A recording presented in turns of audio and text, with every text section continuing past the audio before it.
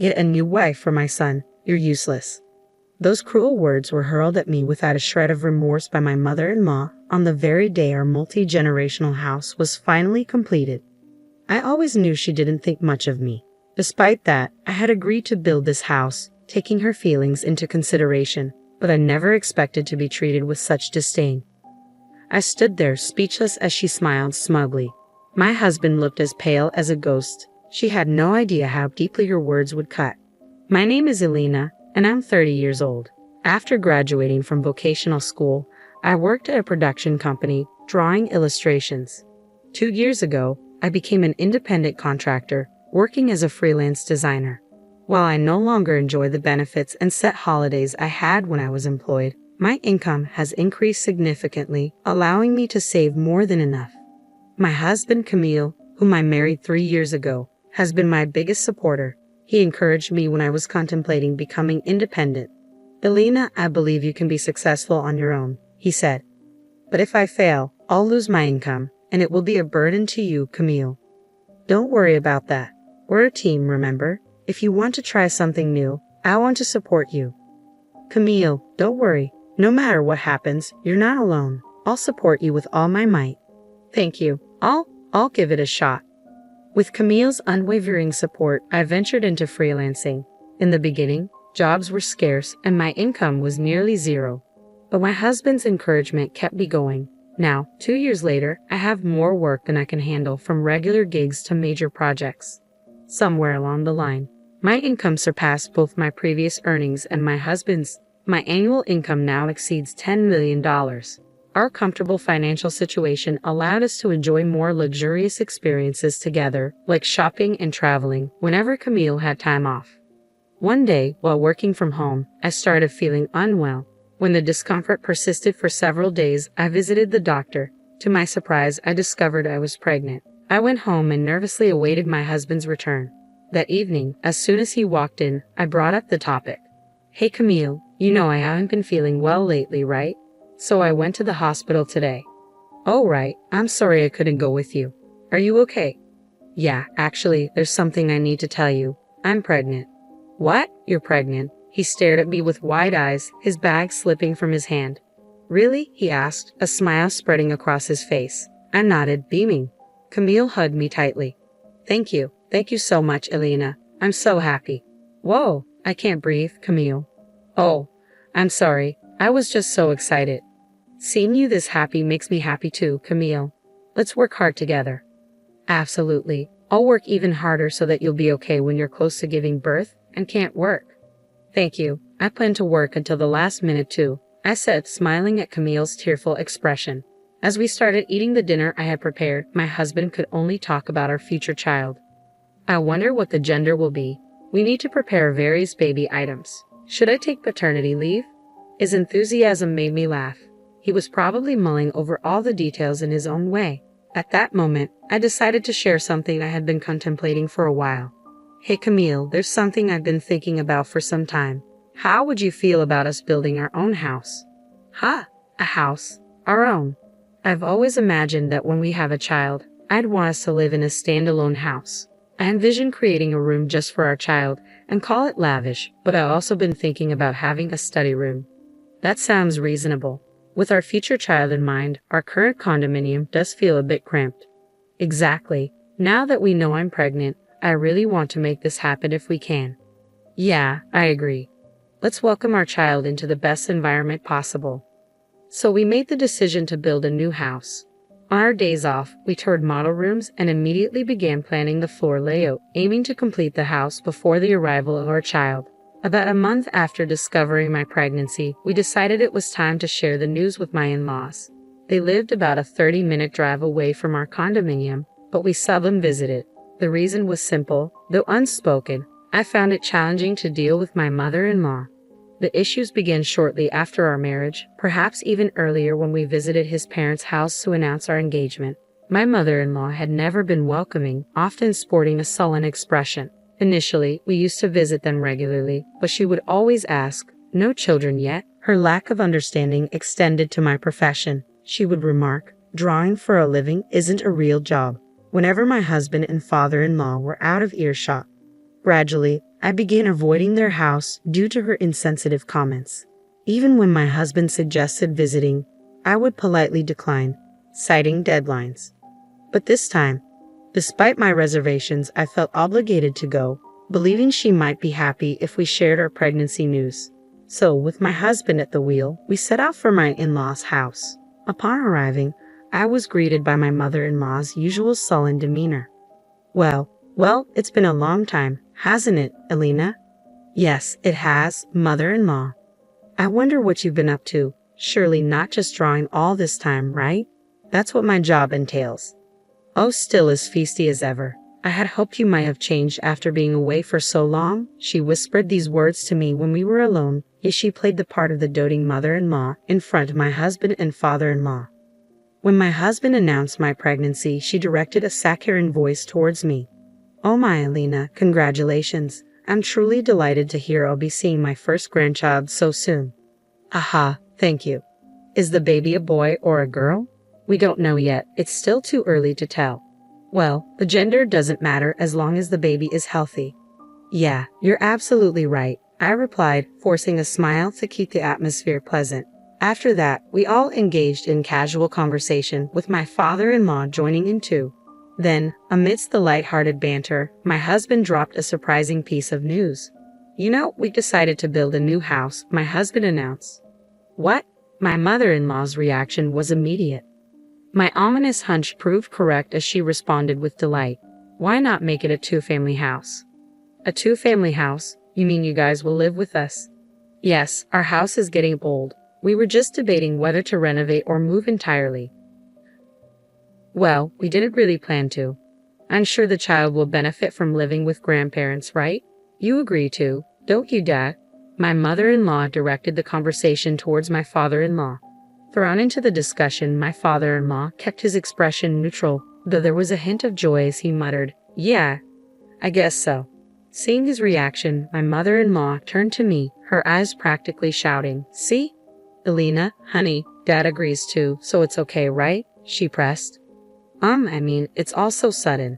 Why not? It seems more families are going nuclear these days. I'm sure we'll have a blast living together, she insisted.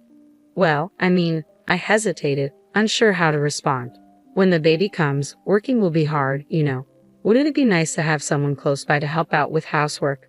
My mother-in-law's suggestion gave me pause. Well, I had to admit she had a point. Balancing work and caring for a newborn would be challenging. If my mother-in-law was willing to lend a hand, it could make a significant difference. But did that mean we should live together? She seemed genuinely thrilled about the baby, which softened my reservations. Yet I found myself grappling with conflicting emotions. From then on, my mother-in-law's demeanor towards me shifted drastically. Regular texts flooded my phone. How are you feeling? If you need anything, just let me know. And other comforting messages. Perhaps the pregnancy prompted her change in attitude. Slowly, I began to let my guard down. One day, my husband posed the question, what are we going to do about the two-family house idea? As my mother-in-law's kindness grew, my perspective began to shift. Well, since your parents are so keen on the idea, maybe we should give it a try. Really? Are you sure? I thought you didn't get along with my parents. True, I was cautious around your mother and avoided visiting your parents' house. But ever since we learned about the baby, she's been remarkably kind. I think I'm willing to give it a chance. I see. Thank you, Elena. My mom can be a bit self-centered, but I think she's genuinely excited about our child. Yeah, I can sense that too. Well, we'll need to adjust our plans then. Let's talk to the construction company. A few days later, we returned to the construction company we had consulted before and informed them of our decision to proceed with building a two-family house. With some floor plans already in mind, we worked to expand upon them. The process of designing our new home progressed steadily, with us occasionally bringing my in-laws along to consult with the construction company.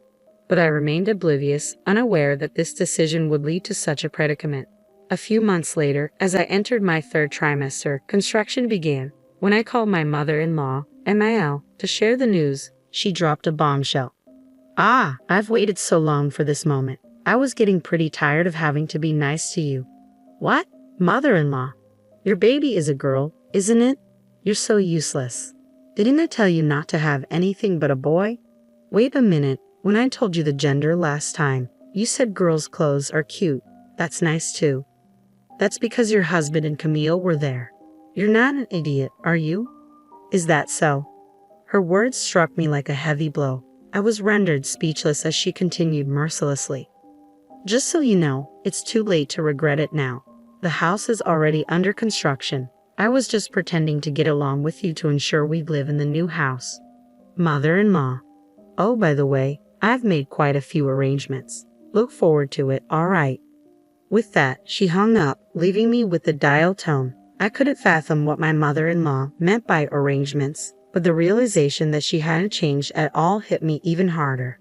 I wanted to confide in my husband, but I couldn't bring myself to disrupt his happiness as he joyfully anticipated the baby's arrival.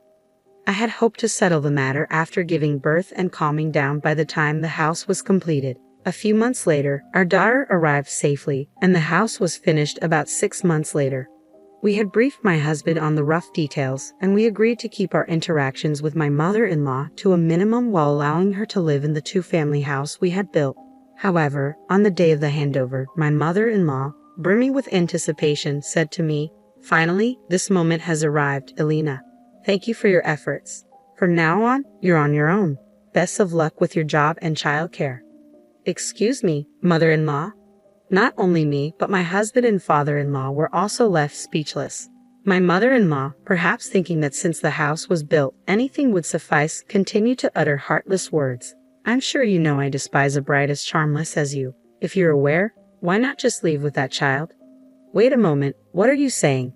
I found a new bride for my son. Divorce your incompetent husband again, all right? I've reached out to everyone I know who has a daughter. I searched for a docile girl among them. I believe she'll be obedient and become a housewife as I desire. In that moment, something inside me shattered with a deafening crash. A new bride? You must be joking. I was considering letting bygones be bygones and allowing her to stay with us. Enough, I'm going to evict her. With unwavering determination, I confronted the smirking mother-in-law before me. You're the one who needs to leave. Mother-in-law, what? What are you talking about? This house was built by my son, so there's no reason for me to leave. Oh, you're quite confident, aren't you? Naturally, even if you ask me to leave, it's my son's house, so I'll continue living here. Observing my mother-in-law's excessive confidence, I couldn't help but chuckle. Meanwhile, my husband spoke up slowly, his face draining of color. Mom, don't tell me you didn't know. Ha! What do you mean, Camille? This house, this duplex, was built under Elena's name. What? The proud smile my mother-in-law had been wearing just moments ago vanished instantly, replaced by a look of shock. Visibly upset, she struggled to form her words. What are you talking about? She doesn't even have a job. How could she? That's what I've been telling you. Elena is an independent woman. She earns much more than I do. Is that true? Absolutely. When we decided to build this duplex, we exceeded our budget, but Elena covered the extra costs. What? That can't be true. The once smiling mother-in-law quickly paled, her expression now ashen. The final blow came from my father-in-law. He leveled a sharp accusation at my mother-in-law, who crumpled under the weight of his words. What was that remark you made earlier? Are you telling me you've been treating Elena like this behind our backs all along? And what about wanting a new wife? No, that's not it. I was just considering what's best for Camille. What's best for Camille? This was all you're doing. How could you treat Elena this way? I never thought you could stoop so low. I wanted to. No, please. Father-in-law declared, I'm going to get the divorce papers, and left the room. Left alone with me, mother-in-law turned to me, her eyes brimming with tears. Elena, please, you have to help me. If things continue like this, he's going to divorce me. What do you mean by help? This situation is of your own making, isn't it? Please, just say that I admit I was wrong. From now on, I'll accept you as my daughter-in-law, okay? Please. Despite her plea, there was no sincerity in her words. Looking at mother-in-law who cared only about herself. I felt a wave of disgust wash over me. I stared at her with the coldest gaze I could muster and spoke firmly. Accept me as your daughter-in-law. Your acceptance means nothing to me. We're not a family anymore, remember? You have the audacity to apologize without meaning it?